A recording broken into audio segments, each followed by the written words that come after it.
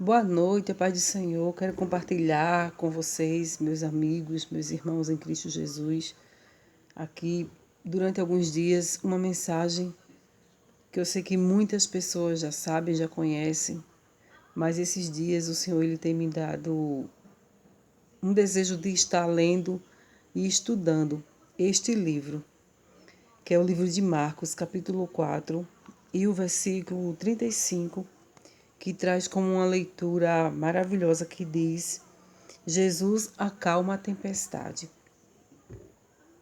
Irmãos, essa mensagem é pregada por muitas pessoas, muitos pregadores, e eu entendo que todas as vezes que nós lemos uma mensagem, o Senhor ele tem uma revelação diferenciada para nos entregar.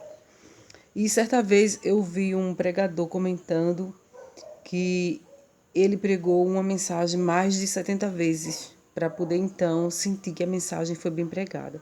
E quando eu leio estes versículos, o Senhor ele fortalece o meu coração de uma maneira muito tremenda. Então, nesse primeiro capítulo, eu quero compartilhar com vocês a leitura, em Marcos 4 e 35, que diz: Jesus acalma uma tempestade. Diz assim: Naquele dia, sendo já tarde, disse-lhe Jesus: Passemos para outra margem. E eles, despedindo a multidão, o levaram assim como estavam, no barco, e outros barcos o seguiam. Ora, levantou-se grande temporal de vento, e as ondas se arremessavam contra o barco, de modo que o mesmo já estava a encher-se de água. E Jesus estava na popa, dormindo sobre o travesseiro.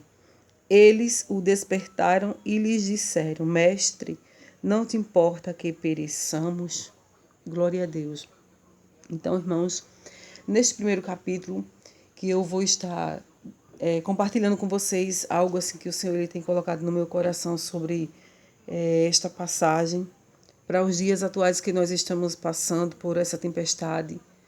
Eu quero dar um tema, Eu coloquei um tema aqui para a gente sobre resistência. Resistir ao quê? Resistir aos dias maus, resistir às lutas, às dificuldades.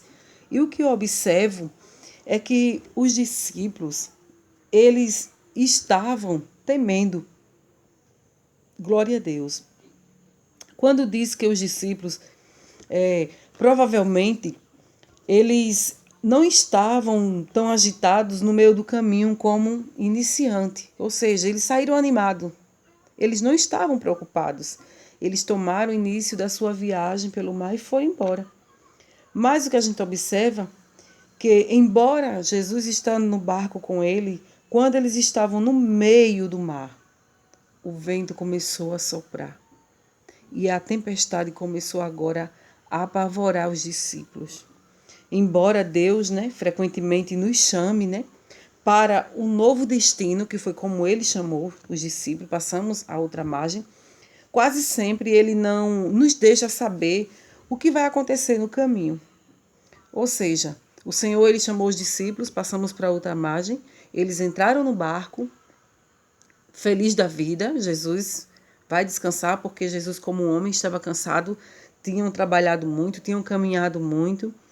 E agora Jesus foi descansar, o seu físico, e os discípulos estavam lá no barco.